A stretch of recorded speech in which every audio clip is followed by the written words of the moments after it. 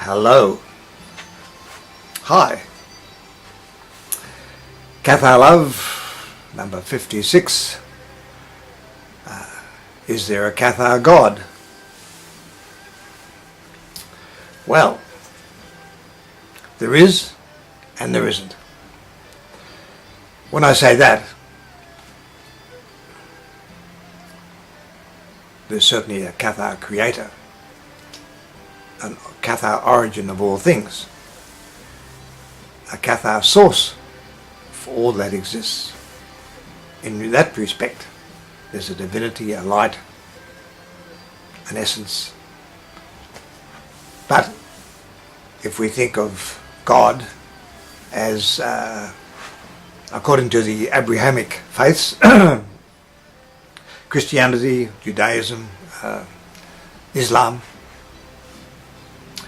who basically have a personal God in our likeness, a bit hard on the aliens, and there's supposed to be a few variations of aliens as well, some like us, some grey aliens and what have you, but anyway, so they tend to miss out on that concept. And a lot of people think of God as an old man, beard and so forth. So in this respect, no, there isn't a Cathar God. There isn't. So the Cathar God, for the want of another word, is termed the source. It's had various terms, but basically there had to be something there originally to commence the world, the universe, the cosmos as we know it, and there's an entity, but from a Cathar Gnostic point of view, it's beyond our knowing. And even though it's beyond our knowing, there's some things that we can take from it. It's a creator of unconditional love. Now people might say, how can you have unconditional love when there's all this pain and grief and so forth in the world? Well, from a Gnostic Cathar point of view, there's the source. At some point, a light, a divinity, came away from the source, and it was this, we tend to term it the artificer, because it's created the world, the cosmos, the universe. And we're part of this creation, our body. But within us, our soul, our divine spark, this emanated from the source. And this divine spark yearns to return to the source, and which it ultimately will. No heaven or hell for us. It sojourns, rest and recreation in the world of spirit, reincarnated until we perfect our lives, or to that stage where we don't have to be reincarnated, or there's other plans for us. So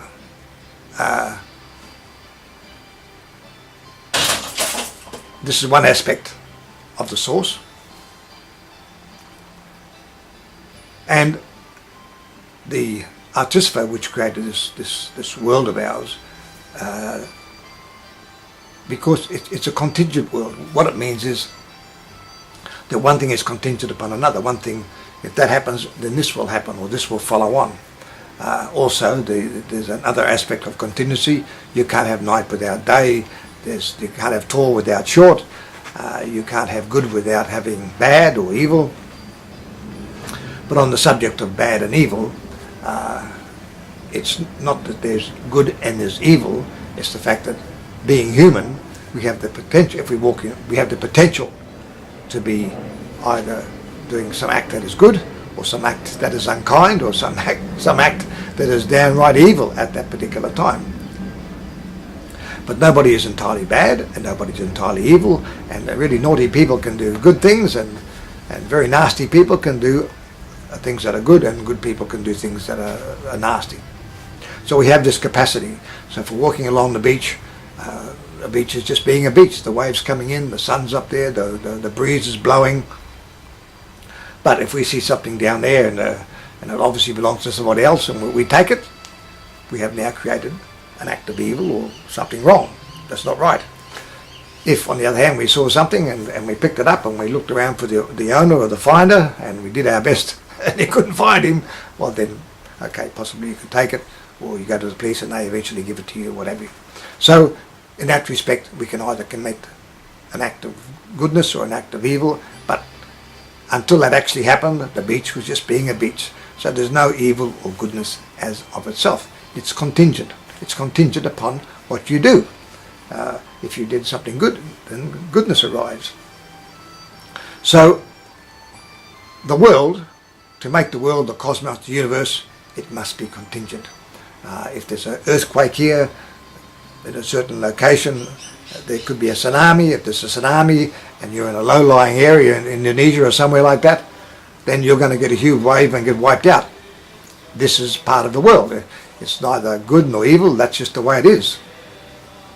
So, there's that aspect.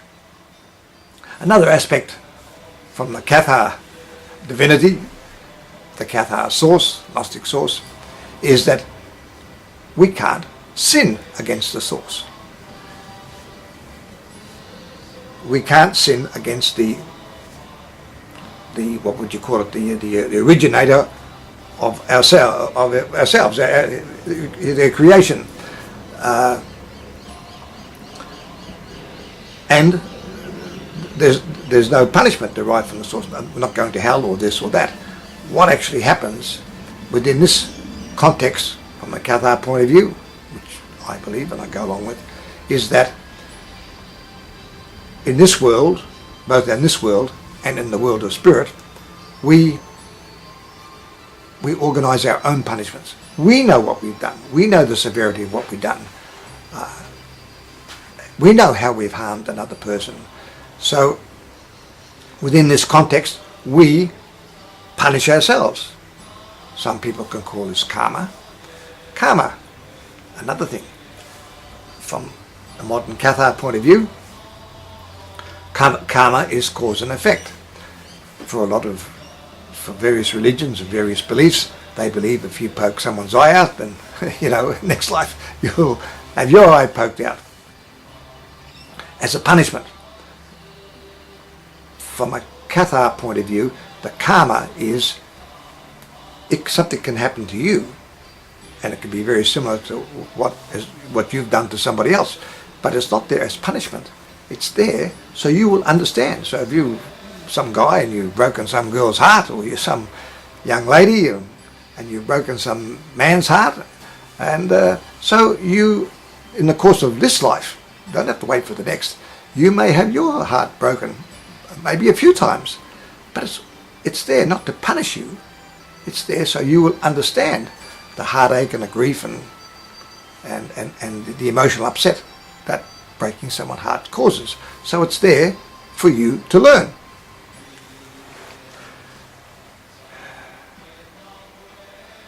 Of course, within the Cathar and the Gnostic context, there's no heaven and there's no hell. And we find it difficult to understand that why would a creator create, well, human beings, aliens, but in our case, human beings, and then severely punish, hell's a fairly severe punishment, their own creation for all of eternity. It doesn't even make sense to me, quite apart from being from a Cathar point of view. So, what I love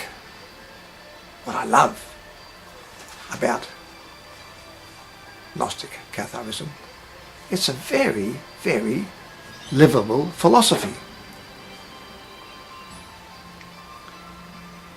At its essence, it's about love, caring, kindness, or about us aspiring towards that, or moving towards that as best we can within our own personality and our lifestyle and what's already happened to us. But the thing is that so many people lose their faith in their particular God is in some of the things that we see around us and some of the things that happen. But if we look at that, and if we look at that within the context of one lifetime, it is terrible. It is unfair. It is unjust. There's no doubt about it. I mean, geez, there's most of the greater part of the world go to bed hungry at night. There's people have this terrible, despicable, hurtful, harm, indescribable lives. And others live well. But to those who live well and live really well, there are few compared to the many who have terrible lives. And so what's fair about having one life? I love the fact that that person there, and I see them having a hard time or a difficult time, it might be some child that's died.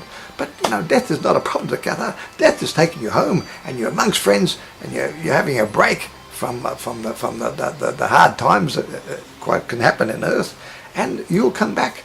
But you'll be black, white, brown, and brindle. You'll be gay, you'll be straight, you'll be male, you'll be female. You're going to go through the whole spectrum of variations on lives and living and life experiences for you on your journey to take you where you want to go.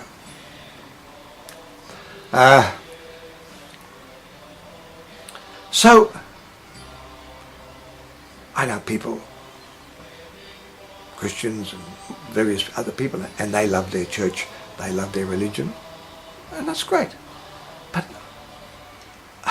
with Catharism, male and female, there's no difference. We're biologically different, but that's it. We're the same. We treat everybody the same. You don't look up to anybody, you don't look down on anybody. You meet the Queen of England and you're really nice to see her. But, you know, and you may have to curtsy because that's out of respect. But she's no better than you or any worse than you. The President of the United States or whoever it happens to be. You don't look up to them and you don't look down at them. They do wonderful things and they do terrible things, the same as us. And everybody, no matter, we all go to the toilet, we all go to bed and we eat 3 meals a day. Well, those of us who do eat 3 meals a day. So, because the world is a contingent world, because you have happy times, you're going to have sad times. It's the duality of life. You have night, you'll have day. If you can increase the goodness of the world, you'll lessen the amount of evil in the world. And because the world is like this, it's hard to see, even in the future, there's going to be a period of time when there's going to be absolute peace in the world, because the very essence of how the world is made is this contingent world. Things happening here will affect that thing over there, and that thing over there will affect this thing, situation over here. And a lot of times it brings people to grief. And it's not that anyone's being evil or even being good, it's just the nature of things, the nature of the world being a contingent world. And the world can't be anything else but be contingent. But when we die, in the world of spirit, and in the world of spirit, there is some contingency, but not like it is here. So,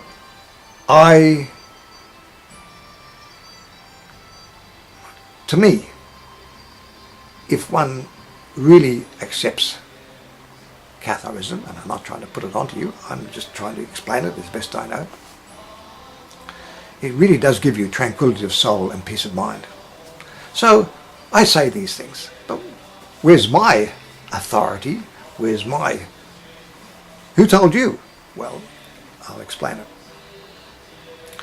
Obviously, everyone has their different life experiences, but I was very, very lucky, one way or another, to have my guide, Breda de Montsever, and later also be involved with my friend's guide, Goulian, Jim Callahan, his guide, Henri, who helped me a lot.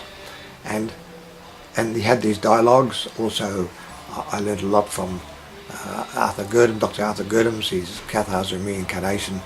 And so I've also learned a lot from the books, The Destiny of Souls and Journey of Souls, which are number of thousands of people who have been hypnotized, and under hypnosis they explained what the world was like and what the other side was like when they died.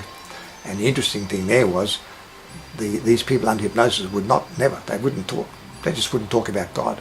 And and when one was bailed up and actually got this person and said, well, why won't you talk about God? They said, because people on earth, we people tend to humanize and personalize God, and it's just not like that.